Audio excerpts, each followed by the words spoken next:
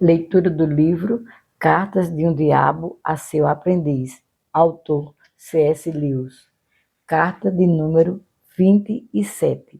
Meu querido Vermelindo, parece que você não está muito bem empenhado no momento.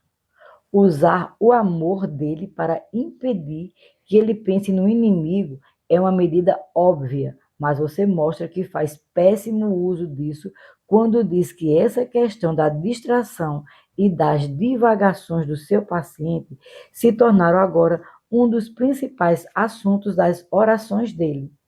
Isso significa que você fracassou em grande escala. Quando essa ou qualquer outra distração passa pela cabeça dele, você deve encorajá-lo a descartar tudo com base na pura força de vontade e a continuar orando normalmente como se nada tivesse acontecido. Uma vez que ele aceite a distração com seu problema atual e coloque isso diante do inimigo e faça dela o tema central de suas orações e de seus esforços. Então, longe de fazer algo bom, você estará nos prejudicando. Qualquer coisa, até mesmo um pecado que tenha o efeito total de trazê-lo para perto do inimigo, volta-se contra nós em longo prazo. Uma linha de ação promissora é a seguinte: agora que ele está apaixonado, uma nova ideia de alegria terrena surgiu na mente dele, e assim uma nova urgência em suas orações puramente peticionais sobre essa guerra e outros assuntos semelhantes. Agora é a hora de levantar dificuldades intelectuais quanto à oração desse tipo. A falsa espiritualidade deverá sempre ser encorajada pelo motivo aparentemente piedoso de que o louvor e a comunhão com Deus são a oração verdadeira. Os humanos podem ser facilmente induzidos a uma desobediência direta ao inimigo, que do modo que é típico dele, ou seja, de modo vulgar, desinteressante e monótono. Lhes disse definitivamente para orar por seu pão diário e pela recuperação de seus doentes. Você vai, é claro, ocultar-lhe o fato de que a oração pelo pão diário, interpretada no sentido espiritual, é com efeito tão toscamente peticionária quanto seria em qualquer outro sentido. Mas já que o seu paciente contraiu o péssimo hábito da obediência, ele provavelmente vai continuar a fazer esse tipo de oração tosca. Não importa o que você faça, logo você deve preocupá-lo com a suspeita assombrosa de que essa prática é absurda e não traz nenhum resultado objetivo. Não esqueça de usar o argumento cara ou coroa. Se aquilo pelo que ele está orando não acontecer, então isso será mais uma nova prova de que as orações peticionais não funcionam. Se acontecer, ele irá, é claro, estar em condições de ver algumas das causas físicas que levaram a isso e, portanto, isso teria acontecido de qualquer jeito. Assim, ambas, a oração respondida e a negada, se tornam uma prova excelente de que as orações são de fato ineficazes. Você, sendo um espírito, achará difícil entender como seu paciente consegue se confundir assim. Mas se lembre de que ele dá como certo que o tempo é uma realidade suprema. Ele supõe que o inimigo, da mesma forma que ele mesmo vê algumas coisas no presente, lembra-se de outras como sendo passadas e ainda antecipa outras como futuras. Ou mesmo, se ele acreditar que o inimigo não vê as coisas dessa forma, ainda que no íntimo do seu coração ele considere isso uma peculiaridade do modo de percepção do inimigo. Ele não acha realmente, embora dissesse que sim, que as coisas são como o inimigo as vê. Se você tentasse explicar a ele que as orações dos homens de hoje representam uma dentre as inúmeras coordenadas com as quais o inimigo harmoniza o tempo de amanhã, ele retrucaria dizendo que, então, o inimigo sempre soube que os homens fariam aquelas orações e, nesse caso, os humanos não oram livremente, mas foram predestinados a fazer isso. E ele acrescentaria que o tempo em um determinado dia pode ser reconstituído por meio de suas causas até a criação original da matéria em si, de modo que a coisa toda, tanto do lado humano quanto do lado material, é dada desde o início. O que ele deve dizer, que é bastante óbvio para nós, é que o problema de ligar determinados tempos a orações particulares é meramente superficial em dois pontos de seu modo de percepção temporal, do problema total de ligar todo o universo espiritual a todo o universo corpóreo, que a criação opera em sua totalidade, em cada ponto do espaço e tempo, ou antes que seu tipo de consciência os força a ver o ato criativo completo, dotado de consistência própria, como uma série de eventos sucessivos. Porque esse ato criativo deixa espaço para o seu livre-arbítrio, é o problema de todos os problemas. O segredo por trás de toda essa baboseira chamada amor. Como isso acontece, não é nenhum problema, pois o inimigo não antevê como os homens vão contribuir livremente para o futuro, mas vê as práticas deles em seu eterno agora. E, obviamente, observar um homem fazendo algo não é o mesmo que forçá-lo a fazer isso. Pode-se afirmar que alguns escritores humanos intrometidos, notadamente Boécio, deixaram escapar esse segredo, mas, considerando o clima intelectual que com sucesso acabamos de produzir por toda a Europa Ocidental, você não precisa se preocupar com isso. Somente os que tiveram uma boa formação leem os livros antigos e nós lidamos de tal forma com esses que, de todos os homens, eles são os que têm menos chance de adquirir sabedoria fazendo isso. Nós fizemos isso incutindo neles o ponto de vista histórico.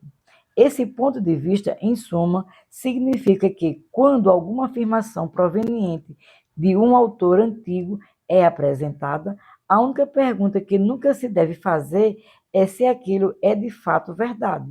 É preciso perguntar quem influenciou o escritor antigo, até que ponto a afirmação é consistente com o que ele disse em outros livros, que faz no desenvolvimento do escritor ou na história do pensamento em geral.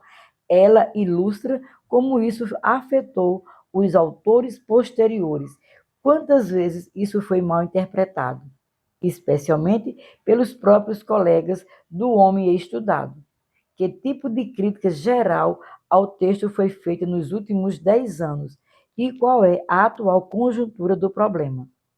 Considerar o autor antigo uma fonte possível de conhecimento, antecipar o que ele disse poderia possivelmente modificar seus pensamentos ou seu comportamento. Seria uma atitude rejeitada como sendo absurdamente reducionista.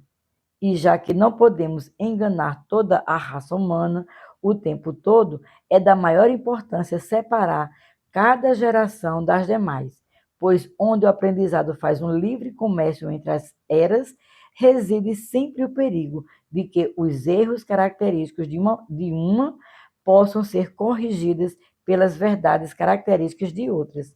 Mas graças ao nosso Pai e ao ponto de vista histórico, grandes estudiosos são atualmente tão pouco alimentados pelo passo quanto os mecânicos mais ignorantes que defendem que a história é a bobagem.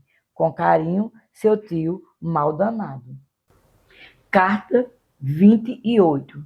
Meu querido Vermelindo, quando eu lhe disse para não encher suas cartas com baboseiras sobre a guerra, o que quero dizer é que eu não quero receber suas rapsódias infantis sobre a morte de seres humanos e a destruição de cidades, mas no que a guerra realmente diga respeito ao estado de espírito do seu paciente. É claro que desejo relatórios completos, e nesse aspecto você me parece especialmente obtuso. Você está me dizendo alegremente que há boas razões para esperar pesados ataques aéreos de surpresa na cidade em que o paciente mora. Esse é um exemplo gritante de algo de que já reclamei com você antes. Sua aparente disposição parece esquecer o objetivo principal da sua apreciação imediata do sofrimento humano. Será que você não sabe que bombas matam pessoas? Ou será que você não se dá conta de que a morte do seu paciente nesse momento é precisamente o que queremos evitar? Ele escapou dos amigos mundanos com os quais você tentou enredá-lo, se apaixonou por uma mulher muito cristã e está temporariamente imune aos nossos ataques à castidade e os vários métodos para corromper a vida espiritual dele que estivemos experimentando fracassaram. Nesse instante, com o auge da guerra se aproximando e as esperanças terrenas dele desvanecendo-se em sua mente, que está ocupada pelo trabalho dele na defesa civil e pela garota, ele está sendo forçado a atentar mais para os vizinhos do que jamais fizera até então, e parece gostar disso mais do que esperava. Ele está abstraído de sua absorção em si mesmo, como os humanos dizem, e como está crescendo diariamente na consciência de sua dependência espiritual do inimigo. Ele estará quase com certeza perdido para nós se for morto hoje à noite. Isso é algo tão óbvio que estou com vergonha de escrever sobre isso. Às vezes, eu me pergunto se vocês, jovens demônios, não estão sendo mantidos empenhados na tarefa da tentação por tempo excessivo, a ponto de correrem o perigo de serem infectados pelos sentimentos e valores dos seres humanos entre os quais trabalham. É claro que eles tendem a considerar a morte como o grande mal e a sobrevivência como o maior bem. Mas isso é porque nós o ensinamos a fazer isso. Não se deixe contaminar por nossa própria propaganda. Sei que parece estranho que o seu atual objetivo principal seja o mesmo pelo qual a amante do paciente e a mãe dele estão orando. Isto é, sua segurança corpórea. Mas é assim mesmo. Você deve vigiá-lo como a menina dos seus olhos. Se ele morrer agora, você vai perdê-lo. Se ele sobreviver à guerra, sempre haverá esperança. O inimigo o protegeu de você na primeira grande onda de tentações. Mas, se ao menos seu paciente puder ser mantido vivo, você terá como aliado o próprio tempo. Os longos, tediosos e monótonos anos da prosperidade ou da adversidade na meia-idade são ótimos climas de campanha. Veja, é tão difícil para essas criaturas perseverarem nessa idade. A rotina da adversidade, a decadência gradativa dos amores e das esperanças da juventude, o desespero silencioso, dificilmente sentido como sofrimento, de sempre superar as tentações crônicas com as quais volta e meia os derrotamos, o clima sombrio que criamos em suas vidas e o ressentimento inexprimível com o qual ensinamos a reagir a isso. Tudo isso proporciona oportunidades incríveis de desgastar suas almas pelo atrito. Se, por outro lado, a meia-idade se provar próspera, nossa posição será ainda mais forte. A prosperidade amarra uma pessoa ao mundo. Ele sente que está achando seu lugar no mundo, quando na realidade é o mundo que está achando o seu lugar nele. A reputação dele, que cresce a cada momento, o seu círculo crescente de amigos, o seu senso de importância, a pressão crescente do trabalho que o absorve e também agrada tudo, construiu nele um senso de estar realmente em casa no mundo, que é precisamente o que queremos. Você irá notar que os jovens, em geral, estão menos indispostos a morrer do que os de meia idade e os velhos. A verdade é que o inimigo, tendo estranhadamente destinado esses animalzinhos medíocres à vida em seu próprio mundo eterno, resguardou-os de forma bastante eficaz do perigo de se sentirem em casa em qualquer outro lugar. Eis porque temos que muitas vezes desejar vida longa para os nossos pacientes. 70 anos nunca é demais para a difícil tarefa de desvencilhar suas almas dos céus e fazer com que fiquem firmemente atados à terra. Enquanto são jovens, eles parecem sempre nos escapar pela tangente.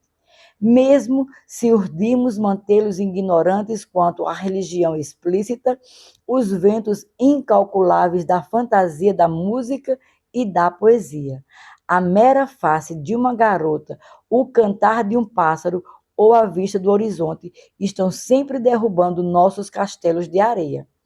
Eles nunca irão aplicar-se constantemente ao avanço mundano, às conexões prudentes e à política de segurança em primeiro lugar.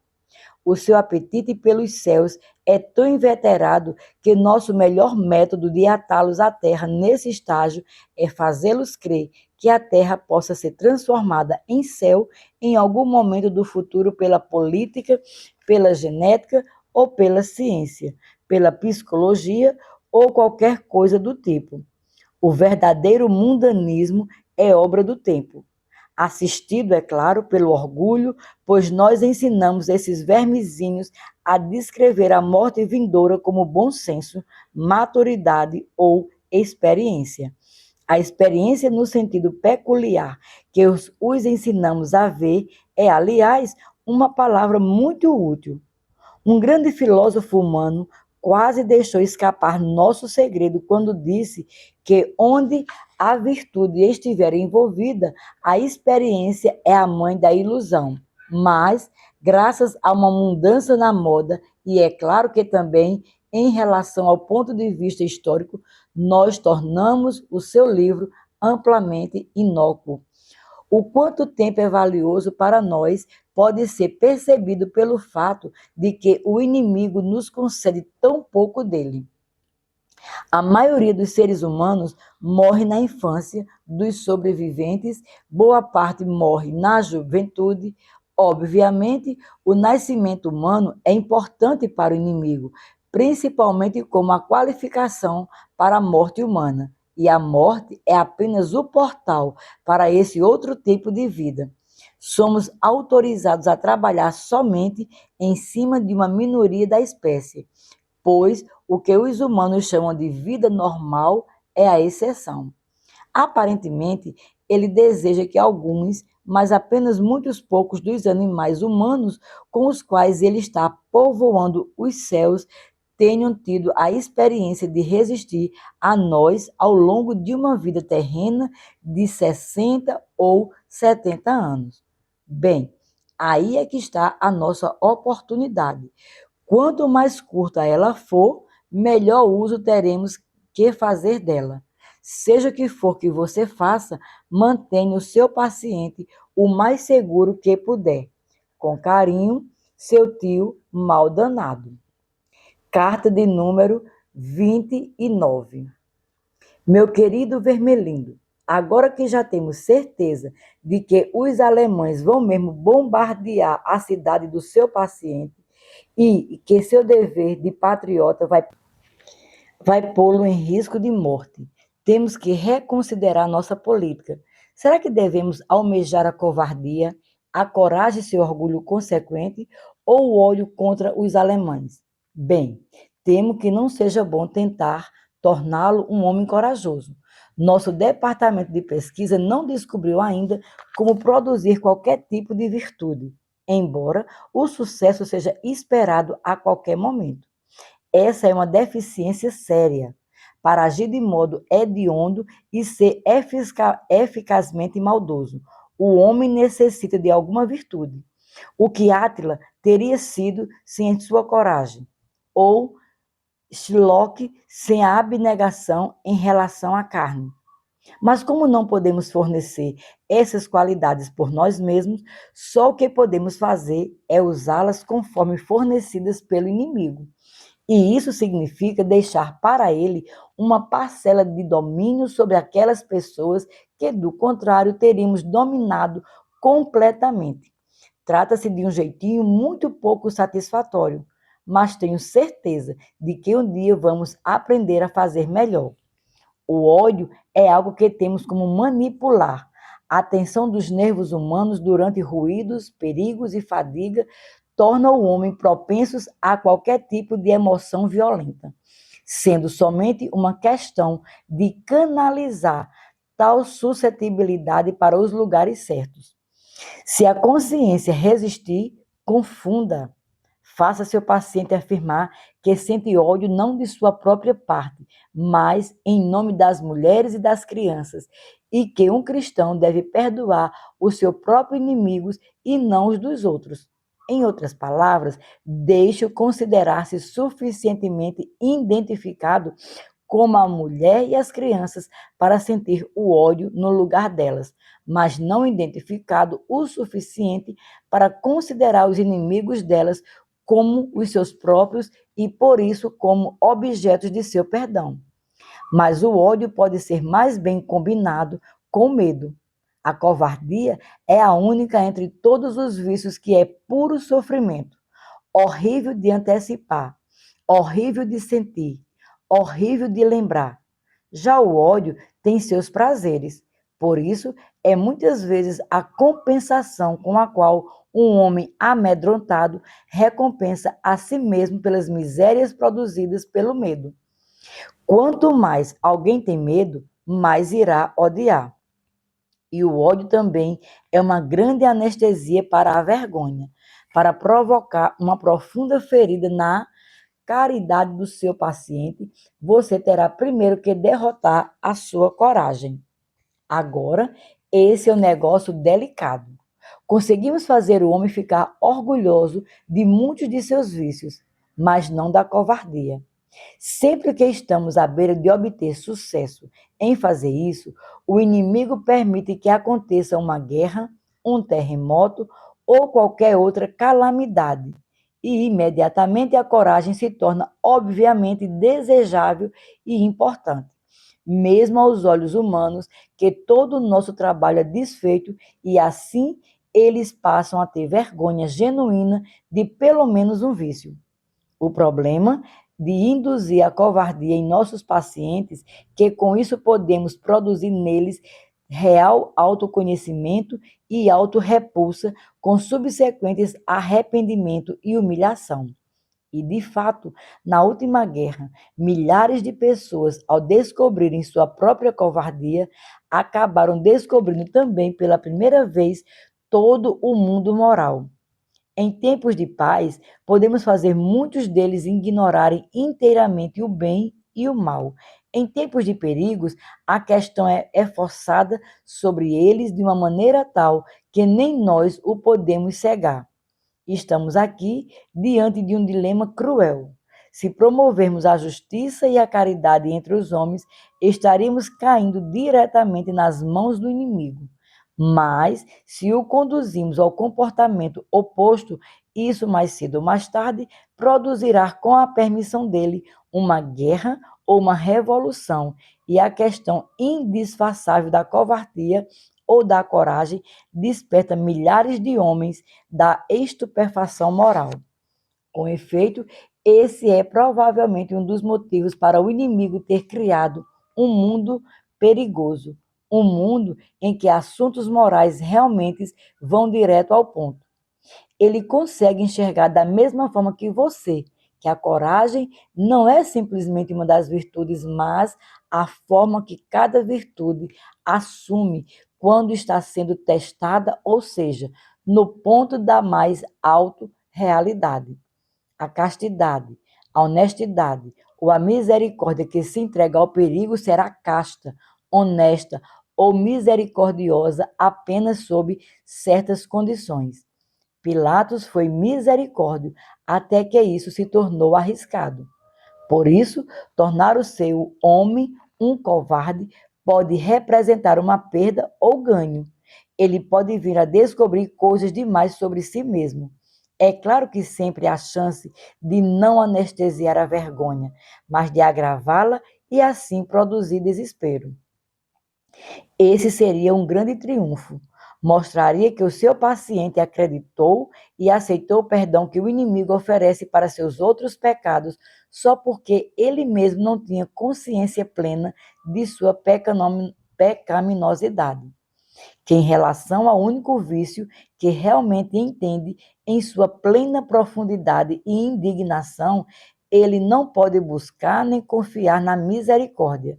Mas temo que você já o tenha deixado ir longe demais no seu aprendizado com o inimigo e que ele já saiba que o desespero é um pecado maior do que qualquer dos pecados que o tenha provocado.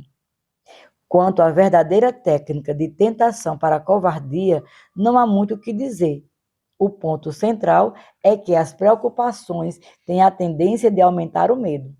Entretanto, as precauções, quando publicamente ordenadas ao seu paciente, logo se tornam rotina e esse efeito de medo desaparece. O que você deve fazer é manter passando pela mente dele, lado a lado, com a intenção consciente de cumprir com seu dever.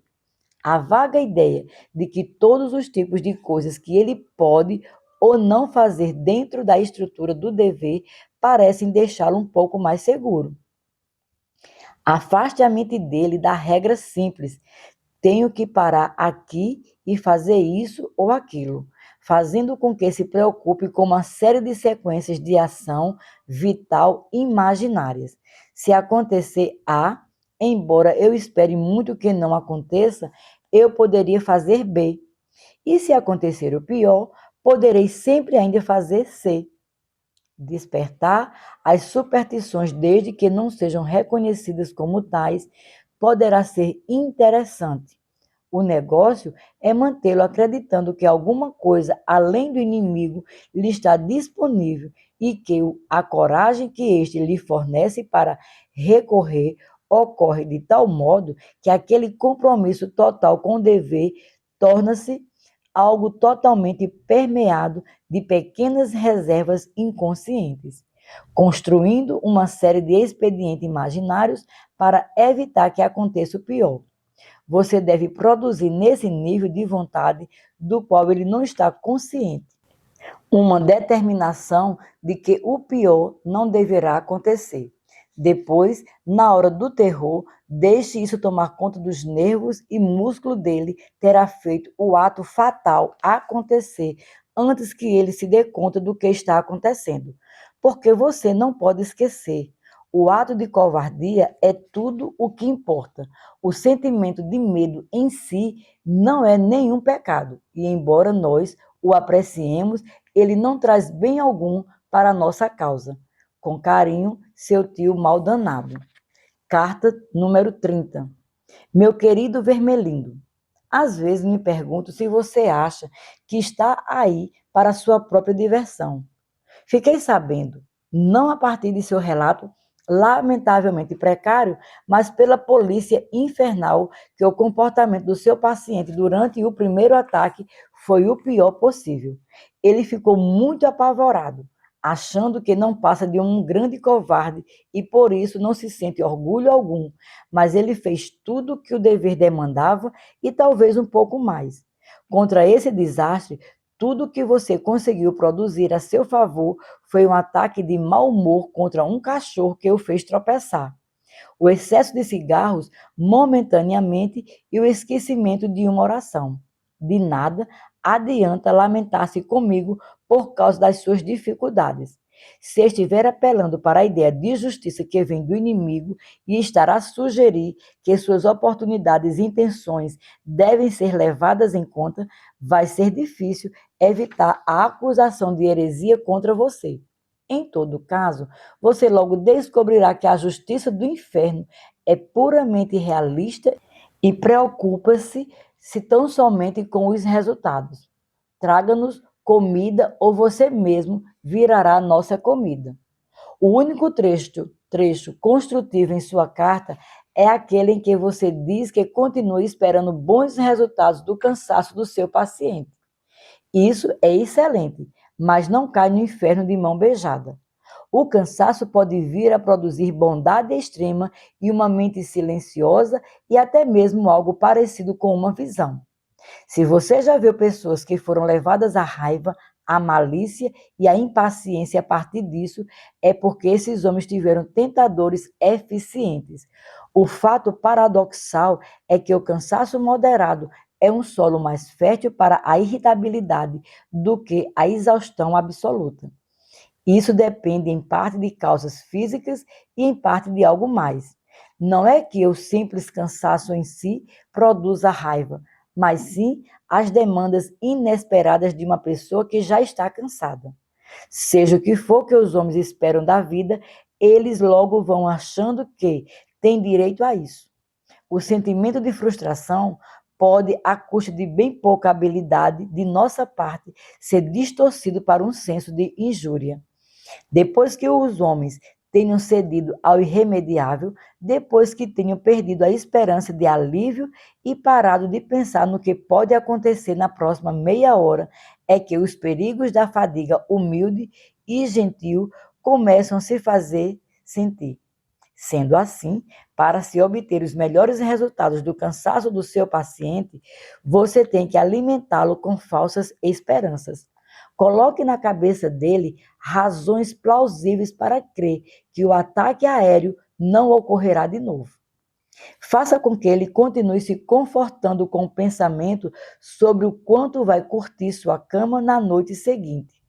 Exagere o cansaço, fazendo pensar que ele logo vai passar, pois os homens usualmente sentem que uma tensão se torna insuportável no momento exato em que está acabando ou quando pensam que estejam acabando.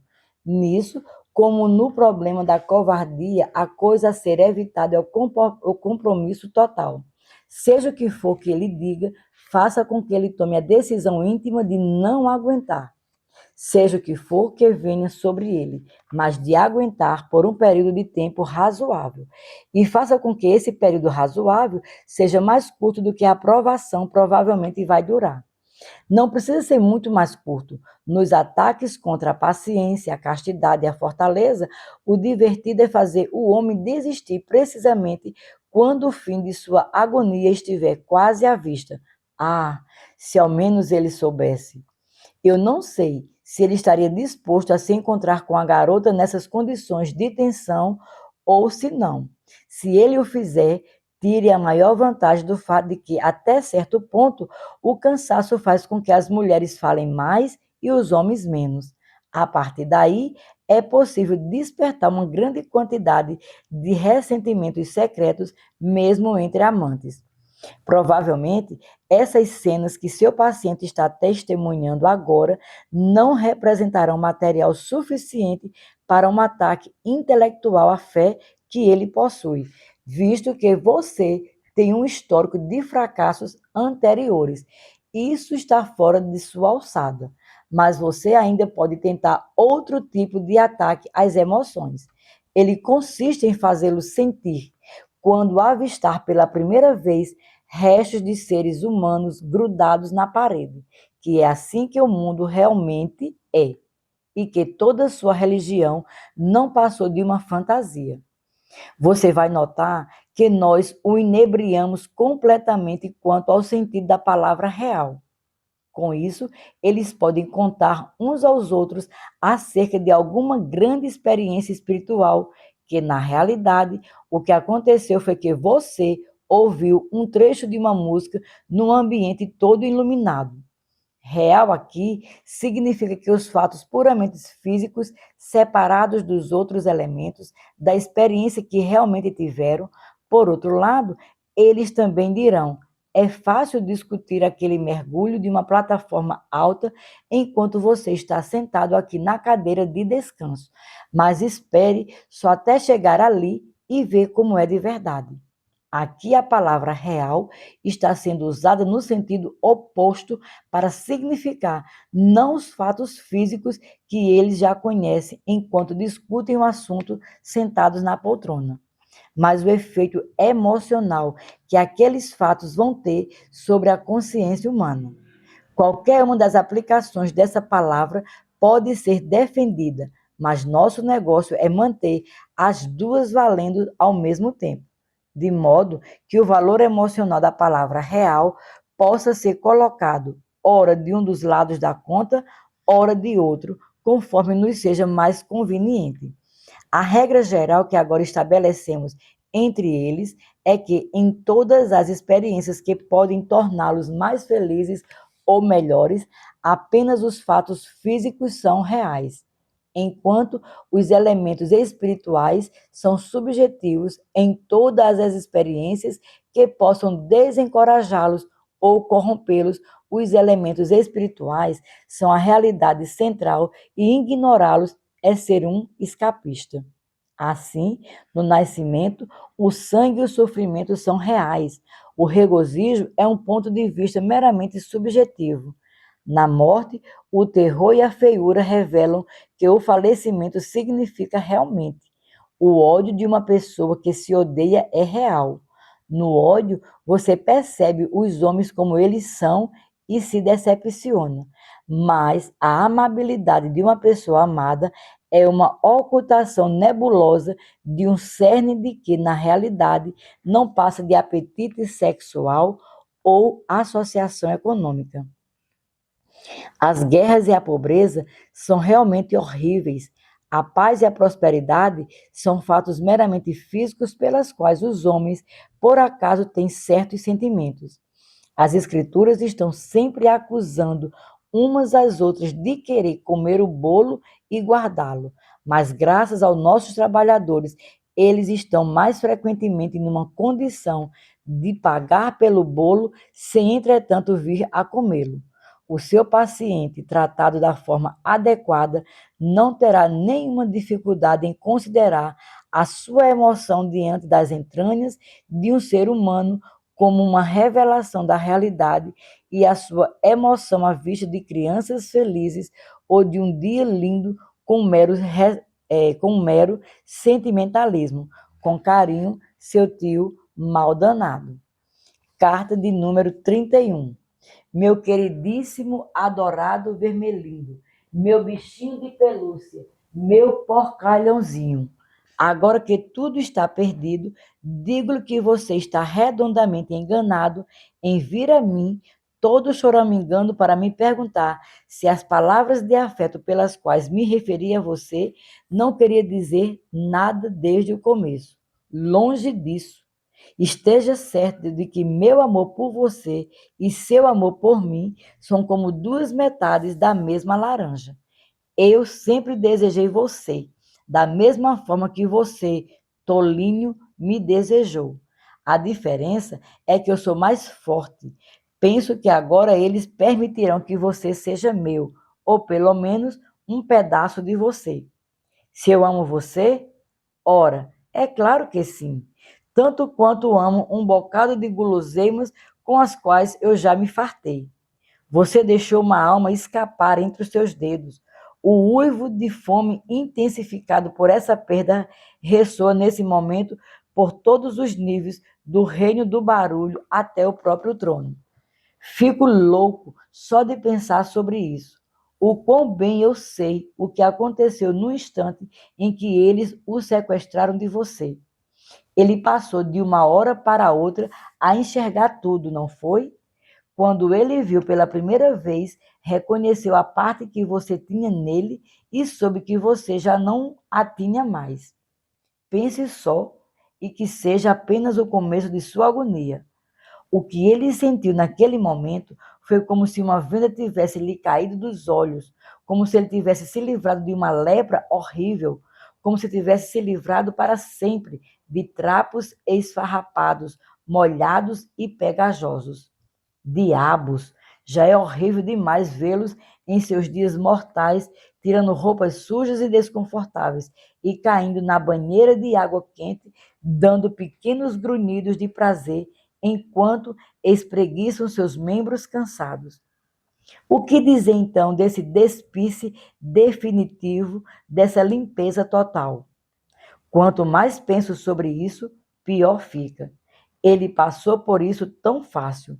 Nada de medos gradativos, nada de sentença de médico, nada de lar de recuperação, nada do teatro das cirurgias, nada de falsas esperanças de vida.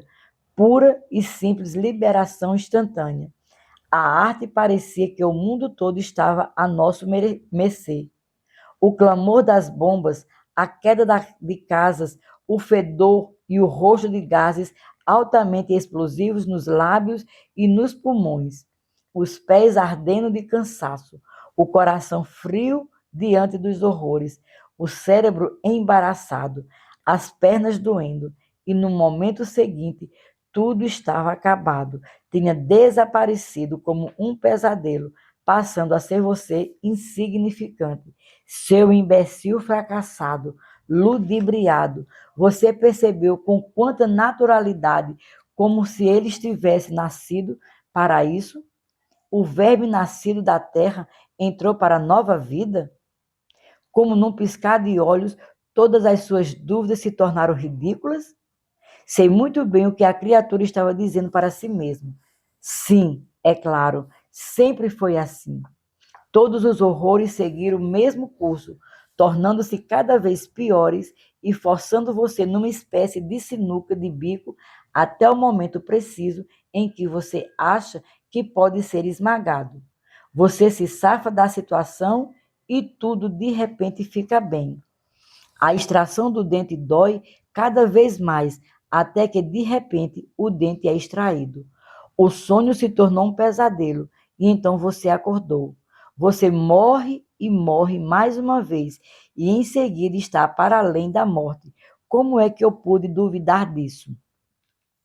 Da mesma forma como ele viu você, ele também teve uma visão da divindade. Eu sei como foi. Você recuou atordoado e cego, sentindo-se mais ferido por eles do que ele se sentiria em relação às bombas. Ah, quanta degradação! Que que essa coisa da terra e do lodo é capaz de ficar em pé e conversar com espíritos diante dos quais você, um espírito, só consegue ficar acuado. Talvez você tenha esperado que o temor e o estranhamento provocado por tudo isso fosse acabar com a alegria dele. Mas aí é que está a nossa desgraça. Deuses são tão estranhos aos olhos mortais que deixam de ser estranhos. Eles não tinham a menor ideia de como era o olhar para eles até aquele exato momento e até duvidava da sua existência.